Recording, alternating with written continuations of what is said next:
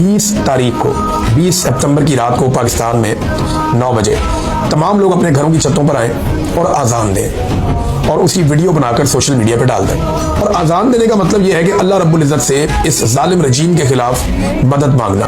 एक अच्छी बात है, इसमें लोग अपनी तकालीफ, अपनी मुसीबतें, जो इंसानी हकूक़ की पामालियाँ हो रही हैं, जो जुल्म जबर फस्तायत है, जो मिलिट्री एस्टेब्लिशमेंट ने एक जाली रजीम मुसल्लत करके लोगों को कुचल दिया है, लोग अल्लाह रब्बुल इज़्ज़त से मदद मांगेंगे, अल्लाह से रुजू करेंगे। फ़लस्तीन के बारे में भी दुआ करें, बाकी दुनिया में जहाँ जहाँ मुसलमान पिस रहे हैं उनके बारे में भी दुआ करें।